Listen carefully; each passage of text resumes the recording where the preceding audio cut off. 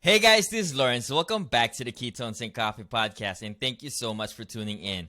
I know everyone here that's listening are here because you want to create a sustainable, healthy lifestyle through the ketogenic diet. And every single week, I try to bring in guests that not only has knowledge, but these individuals have also been through the same trials that we all have been through when it comes down to our search for a better health. We get together and hope to assist you on your own journey. I'm so excited for this, guys. Stick around because our guest today is a dentist and a leading advocate and authority on meat-based diets with over 2 decades of nutrition research. He is the founder and CEO at Meat Health, which is an academy that offers a meat-based course for people who want to transform their bodies, cure diseases, and reclaim their health. He is widely known as an expert in multiple disciplines, especially health and fitness, personal development, and creating lasting change. It's truly an honor. I'm here with Dr. Kevin Stock. Dr. Kevin, Hey, welcome to the show, man. thanks for having me. Thank you for that elaborate introduction. Hopefully, I can live up to some of that. Well, thank you so much. It's an honor, coming from you. And um, I want to start the show with this. Is it true that you've invented a nasal device to treat sleep disorders? What's the story on that? Sure, it is true. So, actually, I'm going to throw my headphones on because I'm getting a little feedback. Okay, no worries.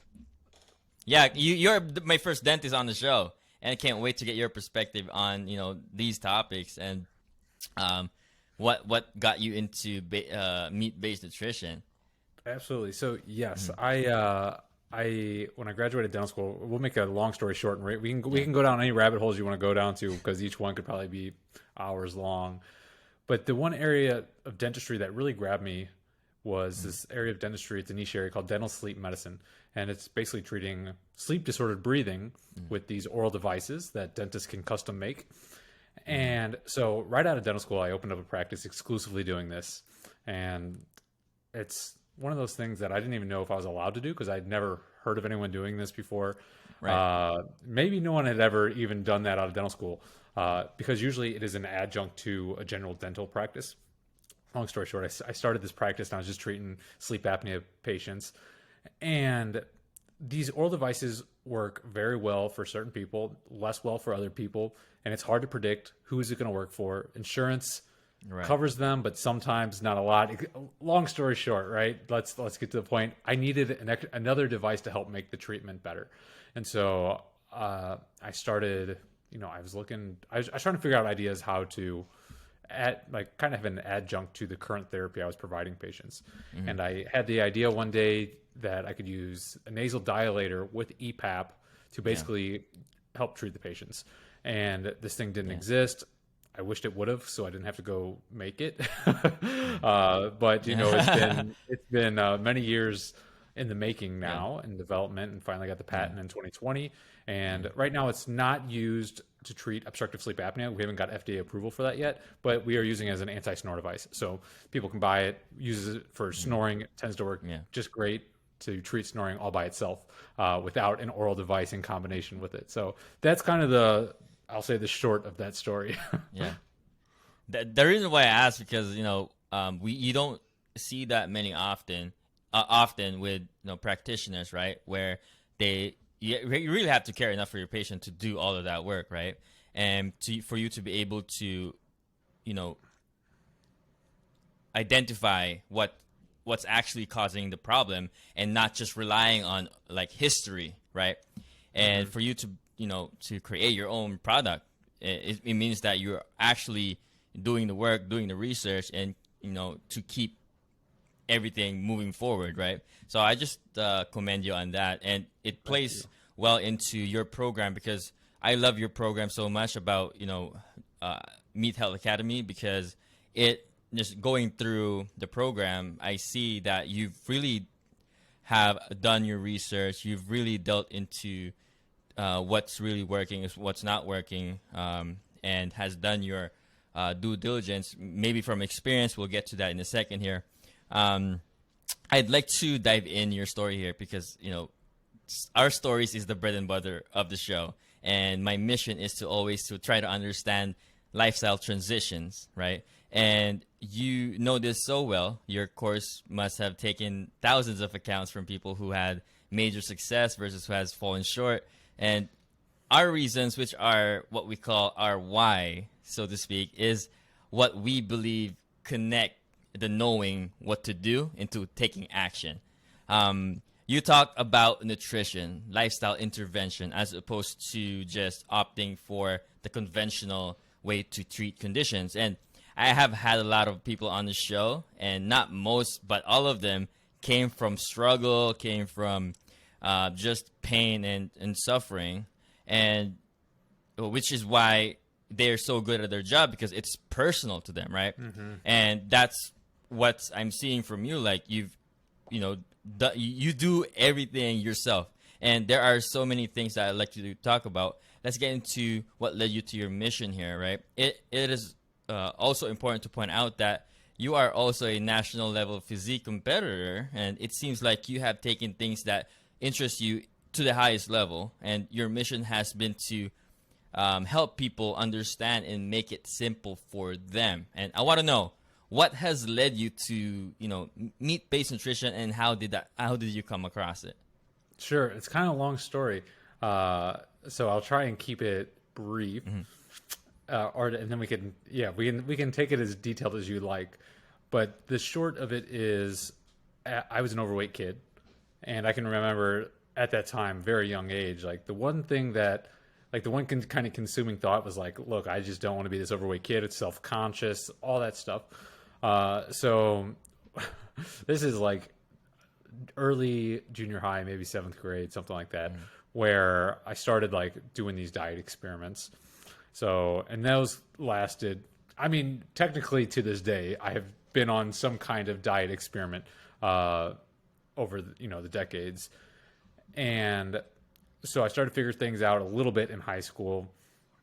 In college, I got a degree. I got my bachelor's in chemistry and minors in biology and also business. But really, I went into the sciences to funnel this information through how can I build muscle, how can I lose fat. That was like my real main interest. It was more the fitness side and less health side.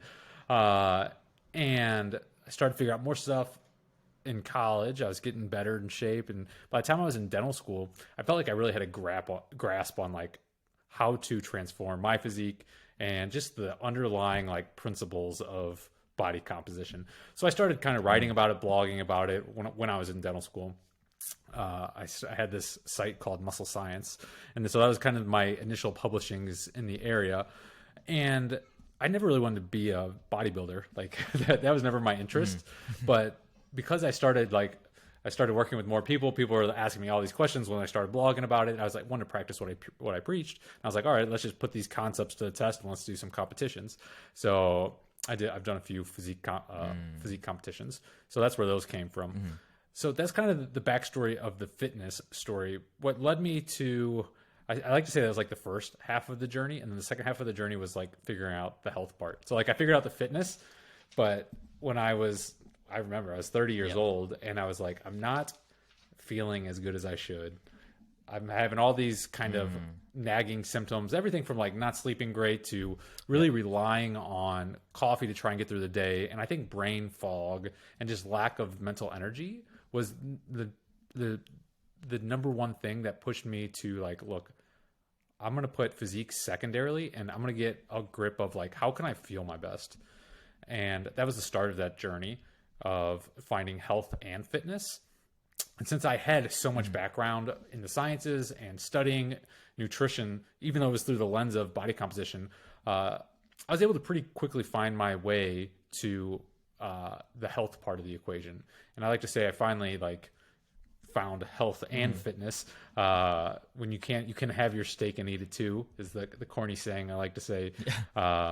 Because now I have a similar body composition to like when I competed. But I remember when I was doing these competitions, like I felt terrible. And so, yeah, that's kind of the gist of the story. It's interesting because, believe it or not, it's not just you. Like I have a lot of, I had a couple bodybuilders on the show that really found nutrition after just they focus on the fitness first. And why do you think that is, and why do you think that nutrition is pushed aside? Is it because of what?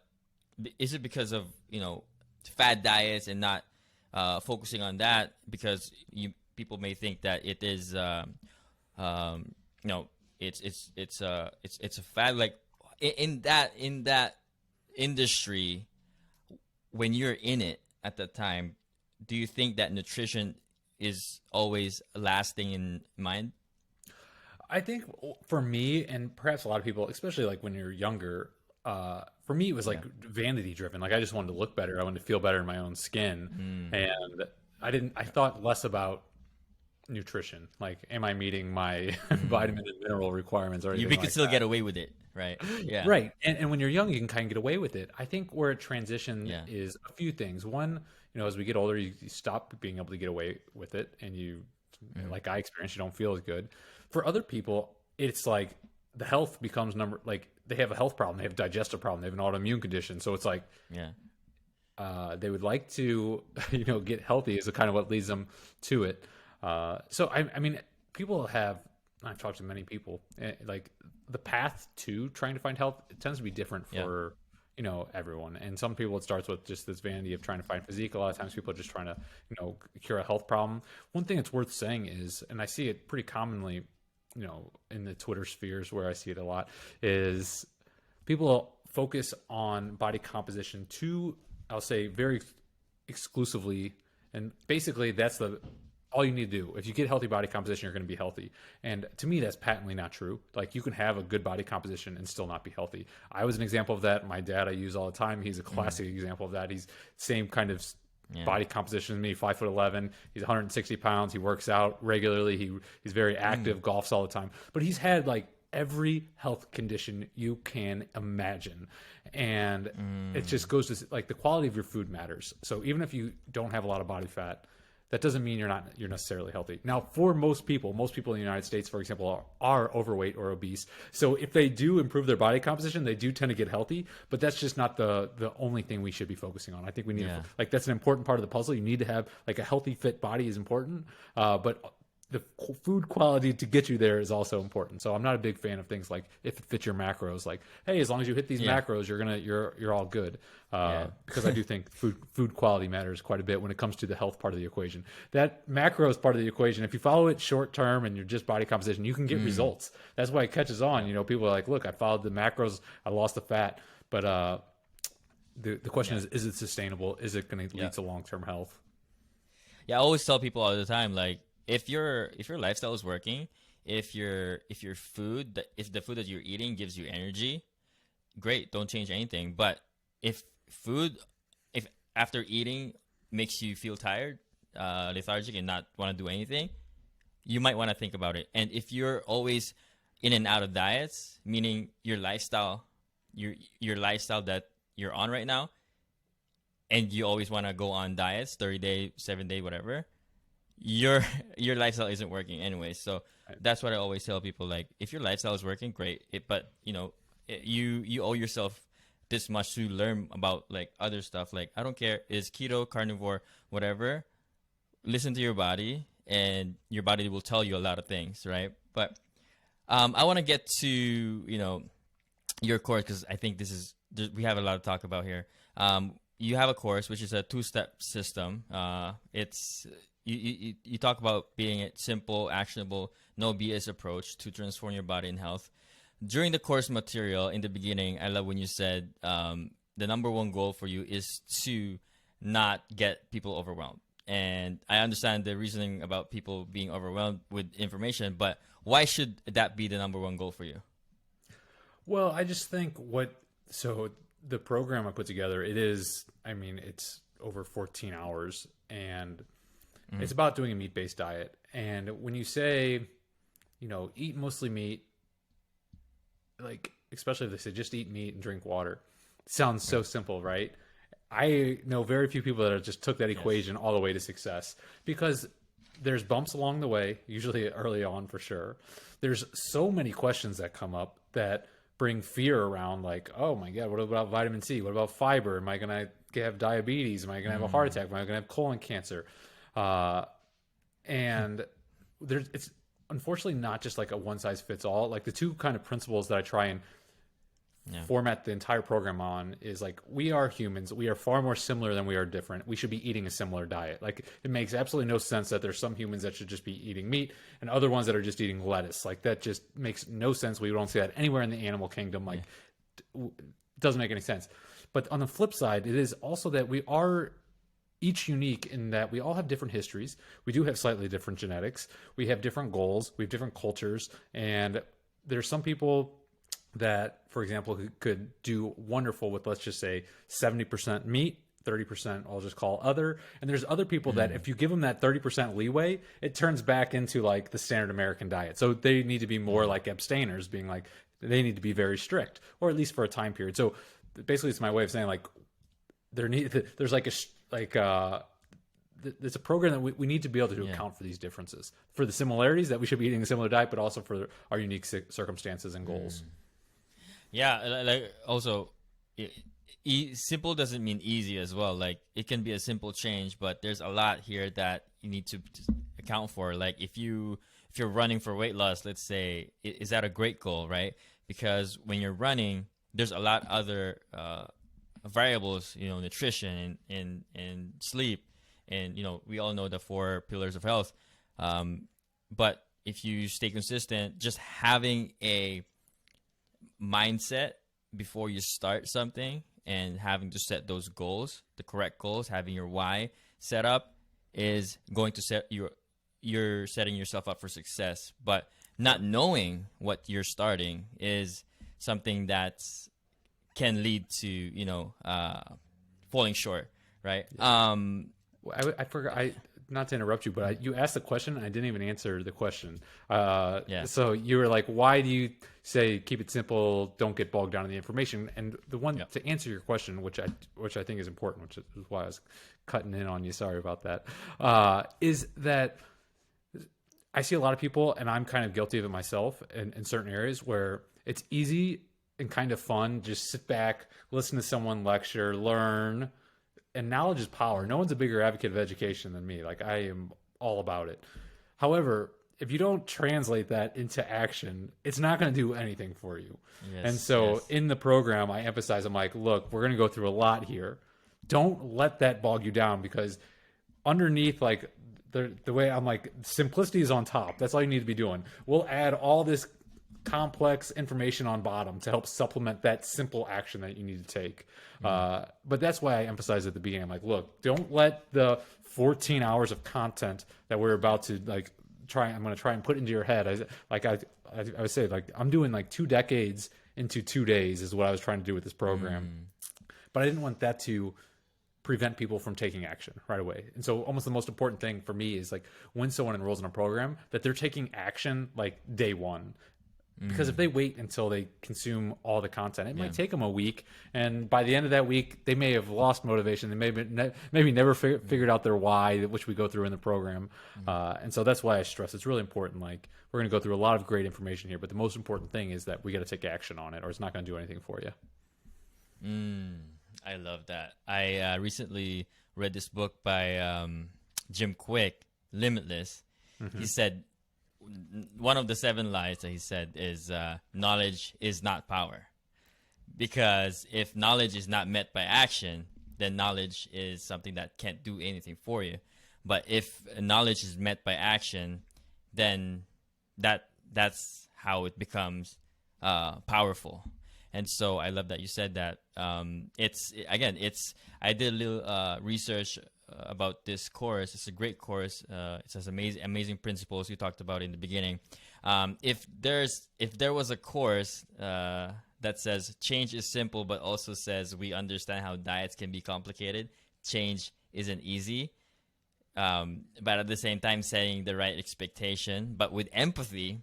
I went through the course, which means you understand what people are going through. I can feel that in the tone of your voice, the course content, and having that all down. A very strategic course, and requires a lot of hours from you and experience to understand the mental side of it.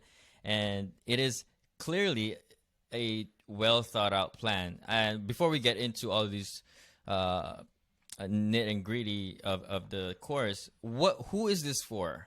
Your course. Who did you do this for? That's a great question. And really, the course is for people that are interested in doing a meat-based diet, whether it's carnivore, animal-based, or whatnot. And they dabbled. A lot of times they dabbled and they're like, oh God, I had transition symptoms. I don't know what I'm doing. Or I have fears around XYZ. Is this okay? It's for those people to help guide them through the path. So whether they're just getting started, thinking about starting, this is like, so it's those people for sure. But it's also for people that have, maybe they're doing it successfully. I think a lot of like the students have actually like been doing a meat-based diet pretty successfully, and they want to just be like, okay, tell me more. I want to know more about the science, or I want to know more. So there's a combination of people that want help through the action phase, like do this, do this, do this, like to basically follow the recipe, get the results kind of thing. And other people that want to dive more into what's the science, what's the health consequences, what have we been taught, why have we been taught X when Y is true. It's for those people that that really want to kind of dive deep. And I would say more of like the I'll say kind of self-starters, people that will take basically, obviously they're the kind of people that'll take health into their own hands, but someone who can, enroll in a program, follow through, download the worksheets, the guides, actually implement. That that's who Kind of like us. I think like what you said is like, which I appreciate you saying, like you felt like I had empathy, and I think the reason is because like I learned all this stuff the hard way, and over the course of over 20 years, and it's like I'm grateful for all of like the hardships, because I learned and was able to speak to all these different hardships and all these things I've tried and don't do it this way. Like if you can just learn from my mistakes, you don't need to make those mistakes. Exactly. And so like, yeah, I think it's a really good question. And it was really my goal was to put my 20 years or so in fitness and health and the research I've done, my experiments, and put that all into basically 2 days, what can be consumed in a weekend, and then people don't have to make the mistakes I made. And most of the students that enroll in the program are, they've heard a podcast like this and they're like, okay, I want to go deeper. I want to give this a try. I want to have all the, I recommend like getting the education up front. I mean, diving all in, I'm all about, but a lot of times people start learning lessons the hard way. And sometimes if you just have a plan, it's a little bit better. And so, most of the people on the front end, but also people on the back end, meaning they've done a meat-based diet pretty successfully. We go through some more advanced stuff like advanced fat loss strategies, advanced muscle building strategies with a carnivore diet. So applying what I learned in the fitness realm, combining it with like a healthy meat-based diet, and getting results that way. It resonated with me because of how detailed you are, and you started it with, what are the things that are missing on the diet, why diets are not working. And I believe that setting it that way, setting their expectation in the beginning, and having that, again, the empathy, you could feel it in your tone. How you set up the course is really important, because we are, and you tailored everything too, and we are not, there's no one size fits all for anybody, right? We are all different. We have our lifestyles. We like different things, which is, speaks to, your empathy and being able to understand the other side of things, right? And which makes you a great coach, right? And which makes the structure of your course absolutely incredible. It is not a surprise that the program has done so well. So, what do you go through with the client that helps them cope before they start? What are the somehow ground rules to setting the tone for the client? That's a great question, because what we do is we start with, there's a whole module called the Success Blueprints, and it actually has nothing to do about nutrition. It's all about, we talked a little bit about like setting your why. Like I can give, most diets notoriously fail. And the reason I think the nutrition does have a lot to do with it. But the other reason is like behavior change, and specifically behavior change when it comes to changing a diet. And there's a lot that goes into it. So we start with an entire module that goes through that. And people are like, oh, look, I thought I signed up for a nutrition course, and I spent a good amount of time going through how to do change. And this is what a good health coach would be spending at least half the time with the client doing. And one of the reasons I put this first was because not all these people that go through the program are going to have me as their health coach. They're not going to have, perhaps they had a health coach that doesn't know these things. And creating behavior change, I want to go through like kind of like the principles. This is what you need to know and really to have success. Beyond what to eat, how much to eat, when you should be eating, how much of this, X, Y, Z. It's like, this is how change is made. And whether it's in, these principles are pretty much applicable to like diet or learning how to draw. I use that analogy a lot in it. So it starts with that. And then we get into kind of what I call stage one. Stage one is where we are creating a healthy baseline, because basically all these students come into the program and we all start at different places. So stage one is all about, we need to get on a level playing ground. And that means we everyone creates a healthy baseline. And once we create that baseline, then we can start to tailor and individualize a diet for someone once we have that baseline. Without that baseline, we're just throwing like spaghetti on the wall. We don't know what's going on. So stage one is about creating the baseline. Stage two is about how do we optimize the diet for you, for your goals, for your history, for making it work in your life, and basically finding a sustainable path to a meat-based diet. And for some people, that means like 100% carnivore. You got to be strict. For most people, it means we need to do a meat-based diet, but we need leeway for X, Y, Z. Maybe we'll add in this. Maybe we'll subtract this. So it goes through and really individualizes someone. So by the end of the program, they feel super confident, like, these are the foods that are best for me. This is how much I eat. This is how I'm going to progress to my ultimate goals.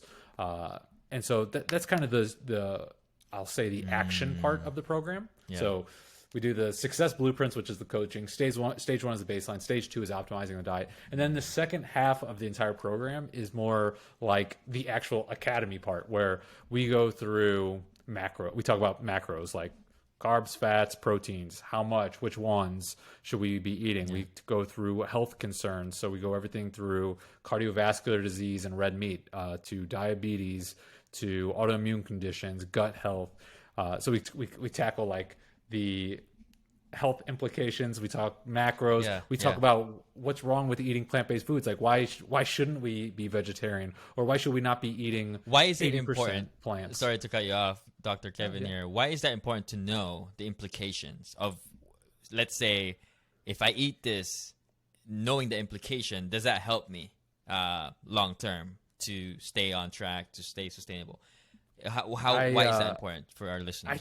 When someone understands, it's much easier to make intelligent decision when you understand the underlying why. And it's not that you don't have to. Like, I don't have to tell you, because now, like, smoking was very common, and then it became not common. The reason why it became not common was because the education around, like, this is highly causative of lung cancer. And so when people, they don't have to necessarily know all the mechanisms of how smoking cigarettes translates into lung cancer. But when they know that, the decision to be like, oh man, that cigarette would be, it'd be very relaxing. Well, it makes them think twice to be like, okay, it might be relaxing, but it might give me cancer. So maybe I can make the decision to not do that. So I do think when people understand the whys behind some of these things, it helps make the right decision. It also helps, like, if you're eating a meat-based diet, it is so counter to traditional society, I should say. Yeah. And so when you know why you're doing it, it helps a lot. Whether it's for your own well-being, to be like, okay, I understand this. Or a lot of times it's like friends, family, coworkers are going to be like, what are you doing this for? What are you doing this for? And if you can, if you have an understanding, you can explain it to people. It's also helpful, I would say. I love that. Because chances are, if you're getting results and people are noticing, you're gonna have to answer to somebody. You're absolutely have to. People will ask, like, Yeah, you're like, oh, my autoimmune condition's gone. Like, people want to know, like, what did you do? Like, like What happened? that's just miraculous. There's no cure for that, and you cured Yeah. it. Yeah. That's why I love your program. It actually is absolutely amazing because it teaches you, like you said, the autoimmune diseases, type 2 diabetes, and just teaching you the why. And I believe, everyone knows what they should be doing or eating the majority of the time, right? Having a good idea that things can make them sick, and great example of knowing that doesn't translate to a good health.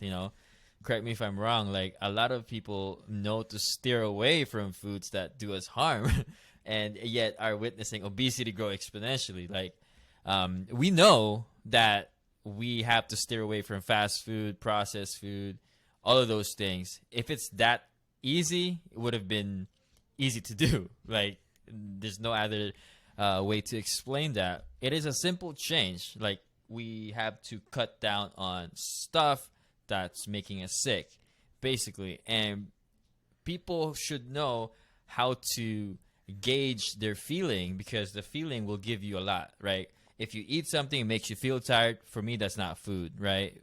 Food should give you energy. What type of foods give me energy? And if I eat a donut, it makes me feel sick, meaning you're sleepy, lethargic, tired. It's toxic to your body. Food shouldn't do that to you.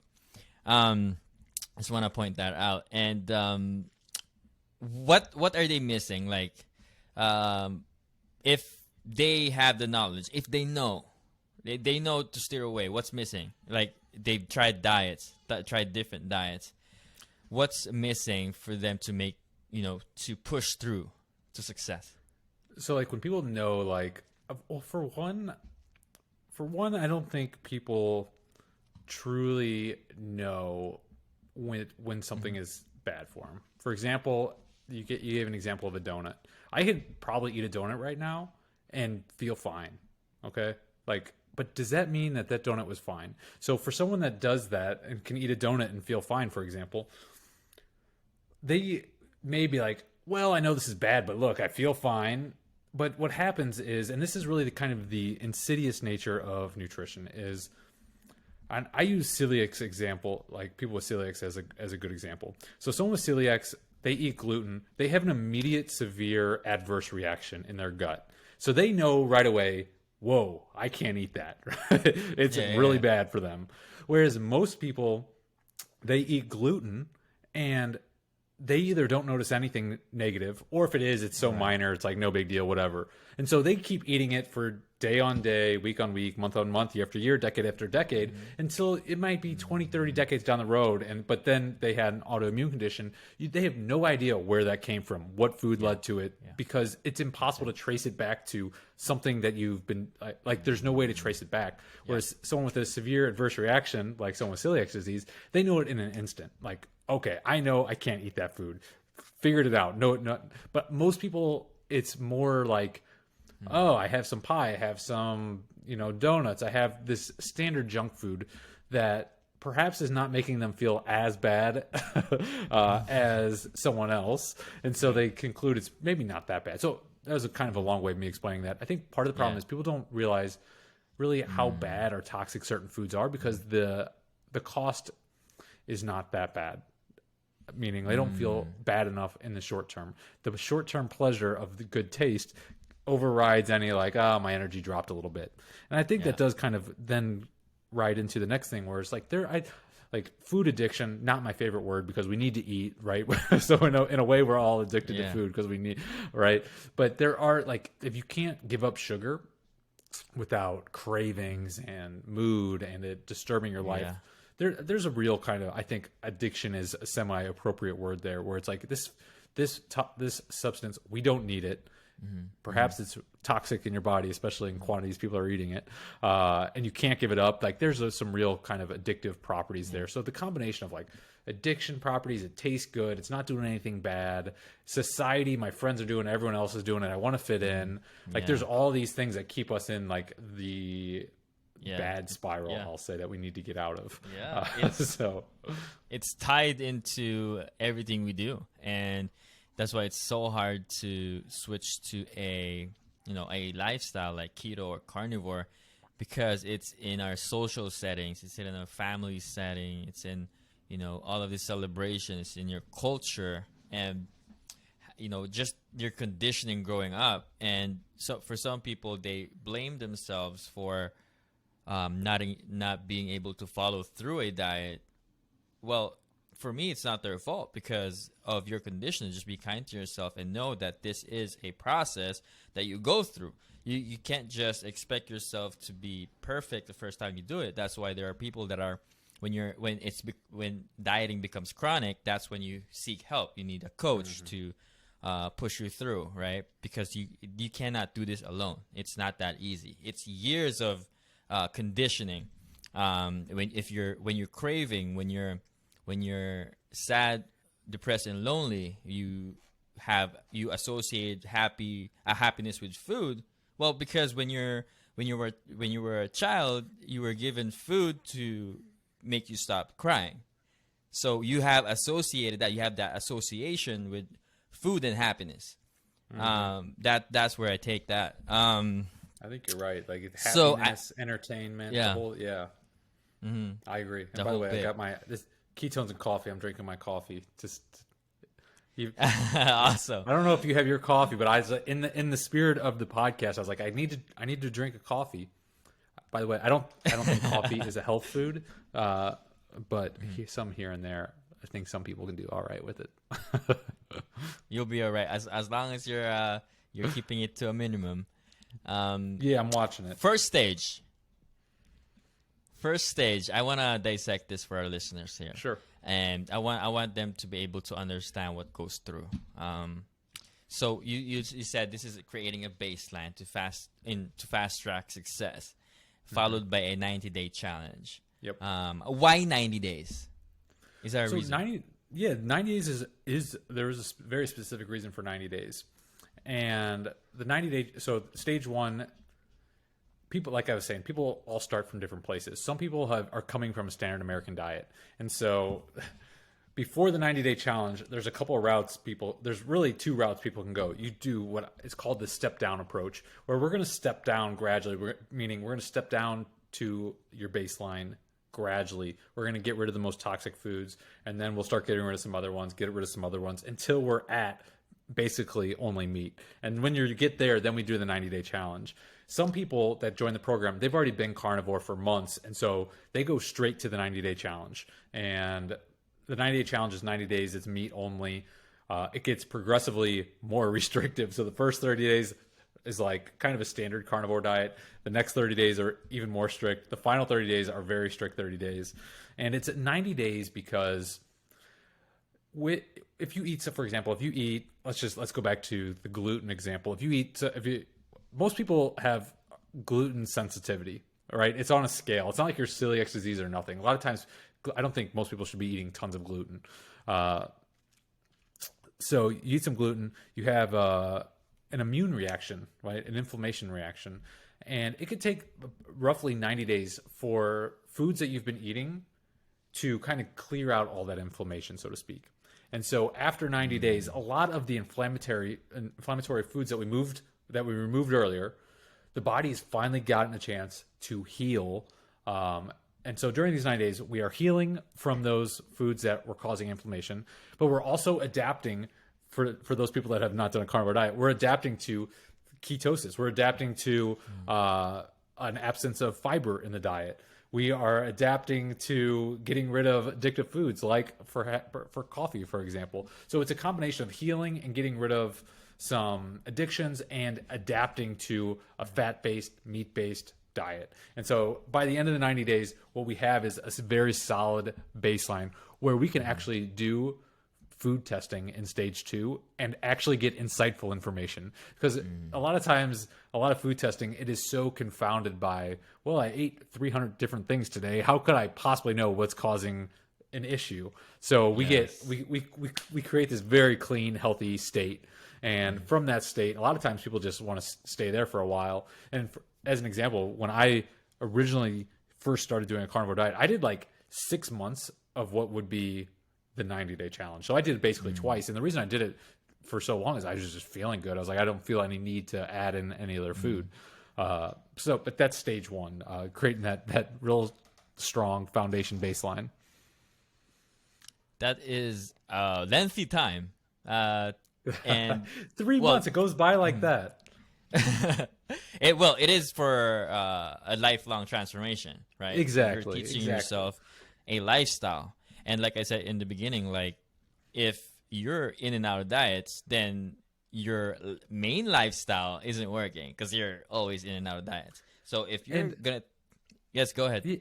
I was just gonna say, to touch on that, like we're always on a diet, meaning like you're gonna eat something regardless. And so like, and it's kind of like a mindset shift I like people to think about. I'm like, we're gonna do a 90-day challenge, for example. Like whether you're doing the challenge or not, you're gonna eat. So really, all you're doing is changing what you're gonna eat during that time. Yeah. And so really, all you're doing is making one simple kind of decision. Which, I say simple. It's not simple, but it's relatively. It's not complicated. And you're gonna. So are you you're gonna eat saying anyways. the word diet has an effect in your mental? How do you approach it? It has like a start date, end date, and like, once I'm done with that, I can go back to eating a standard American diet. And I think part of like behavior change is not viewing things like that. And and I think an easy step for people to start making a different decision is like to realize, you know what, I'm already making a decision to go to the grocery store, for example, right? You're already doing that. You don't have to change any behavior. All you have to do is choose different items when you're in the grocery store.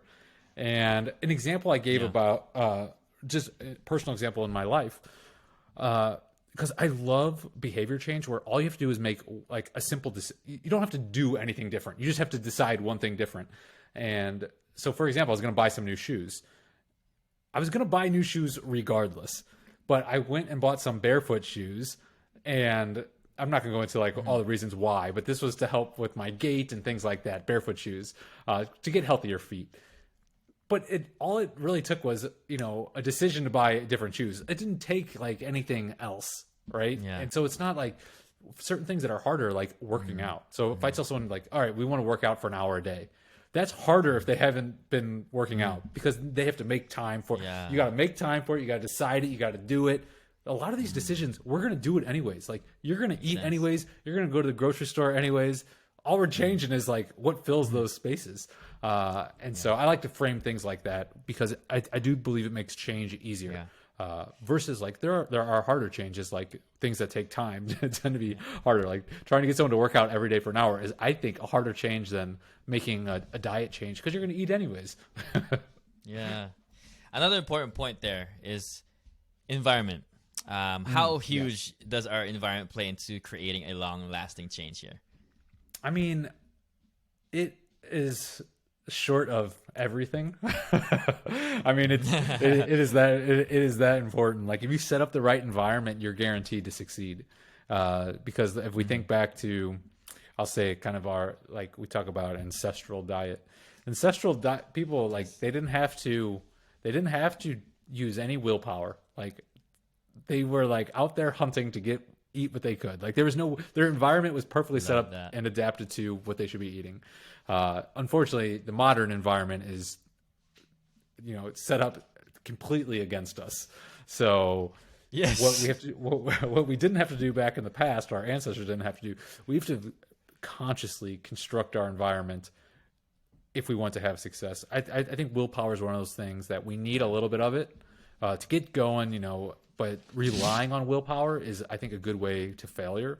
So we want to translate that willpower into like automaticity, where you no longer need that willpower. You need to translate it into like a lifestyle. When something becomes a lifestyle, and I talk a lot about identity, when like you become like, you think of yourself as a healthy person, you just eat a healthy diet, it's part of your identity.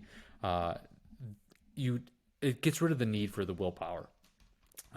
So I think environment is very, very important. Yeah. And I love that you said it's against us. It is against, everything is against us. For me, like even the advice, eating less and exercise more, is against us. Terrible advice. Low fat movement, we all know that when you eat low fat, when you're somebody tell you, okay, just eat less and exercise more. Okay, what does eat less mean? Okay, eat less fat. so because they they their thinking goes fat makes you fat, and if you eat less fat, you're always hungry, you're always craving, which creates this loop that you're binging and going on 7-day diets and water fast for 7 days, which is you know, and then going back to standard American diet after that. I don't get that, and that's why just being it does that's why I have empathy for people too, because everything's against us. It's harder and harder to navigate this life, this society, without seeing something that will trigger you on your phone, driving down the street, grocery, everything. That you have to educate yourself in how to read labels and how to read ingredients, and the only way to do that is taking control of your own health, right? And For sure. I know there are cues everywhere. There are cues everywhere on your phone. There's ads everywhere that's trying to get you, I just went on a rant there, but it is what it is. No, I mean, you're absolutely right. And I think what you said, like the most common thing I see is like, oh, all you have to do is create a calorie deficit. Like you said, eat less, move more. Yeah. The reason that that advice makes no sense because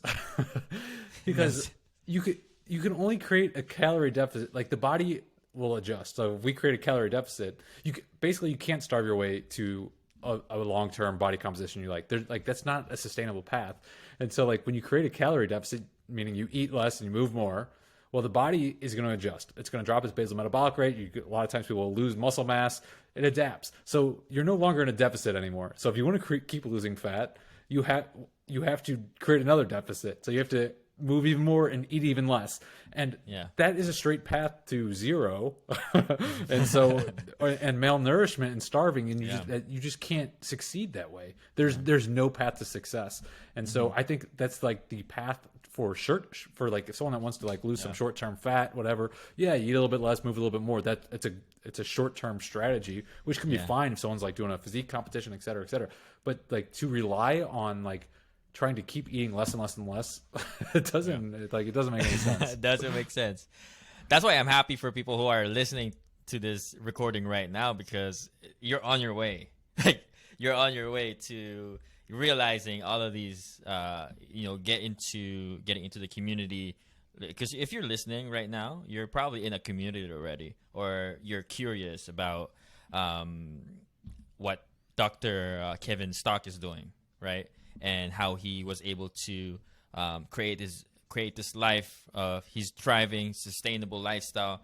And you can see it through all of his work. He created this program, and you can really see with his work that he knows, he cares, he understands how this works, because he's from there. That's why he's a true. I call practitioner. I call a true practitioner if they actually came from practicing what they're preaching. Because some people are just practitioners. There are people that are true practitioners that are in the trenches, pushing things forward, making things better, right? And that's why I love your program here. Common pitfalls. What are the common pitfalls for us here?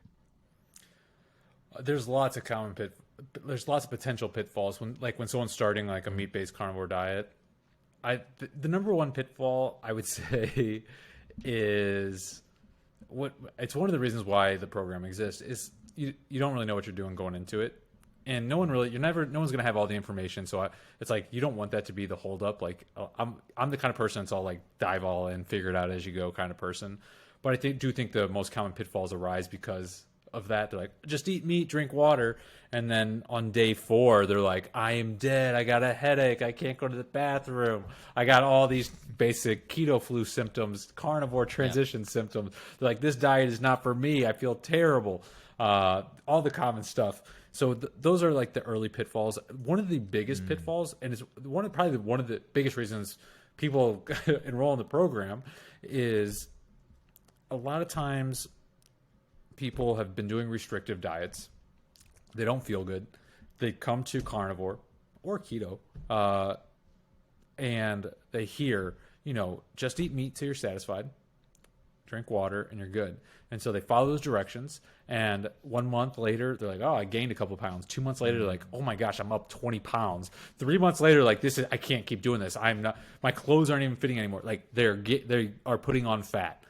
This is a quite common situation. And the people that have experienced this, they think they're outliers because you hear all the success stories.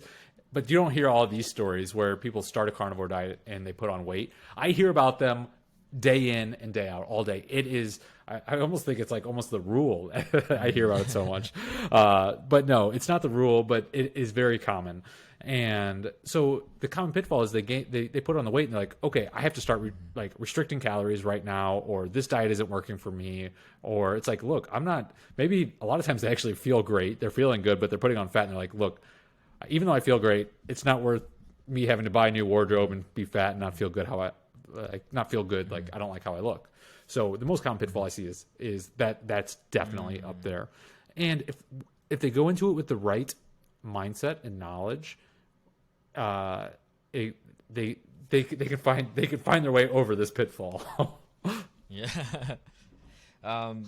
Man, if people just realize, for people who are struggling to make this thing sustainable, if you're on, Dr. Kevin's program already, if you realize that this is more than for weight loss. I mean, weight loss is great, but you can push this even further. You can push this into gaining energy.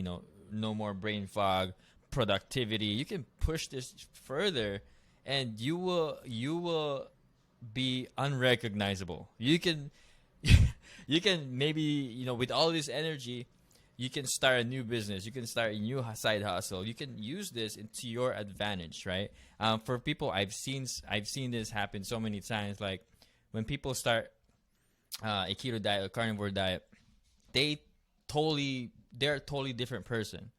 They have their energy back because they've never felt this good before, and they've never felt this good for a long time. And we know how people say, oh, I don't have time for this. All of these excuses that we had before they started keto. And now time didn't change. It's just you have more energy to do things. You can push this even further. It's not just for weight loss. Weight loss is great. You will lose all the weight in the beginning. But if this becomes more than weight loss for you, you can push this even further. You can be a totally different person. Start your own business. Do everything that you always wanted to do, and you can push this thing even further. I just want to point that out. Yeah, I think a lot of people come for. I was gonna say a lot of people come like for the weight loss or whatever, but then they stick around because of I would say the mental health, mental performance aspects of the diet. And I would say personally, after many years now, I continuously see like the top benefit, or among the top benefits, is people healing their relationship with food. And for the first time, they don't need the sugar, they don't need all this junk food, like that's gone. They feel satiated, and they're able, for me, the biggest one was like, I'm able to, I have the mental performance. Like I wake up, I'm feeling great, I'm going. The afternoon, there's like right now we're in the middle of the afternoon. No brain fog, no fatigue. I'll go to the gym later on this afternoon. Full energy, lifts are great. Yes. I'll come home, energy, and it's like, to me that was the most important thing. That's what actually was the reason why I started the diet. Was because I was trying to fix, I wanted that vitality, that energy, and I do think that's why people stick around, even if they do gain weight early on. A lot of times the story I've heard is like, oh, but I was feeling so good, I can't just quit.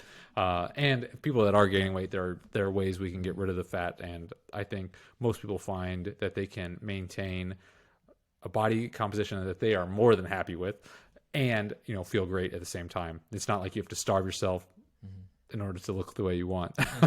Nice change of perception. Last point for me here, Dr. Kevin, is I want to be able to answer this question for people, because you've done physique bodybuilding, and you are in pretty great shape right now. And I want to be able to, because this is a question that comes up many times.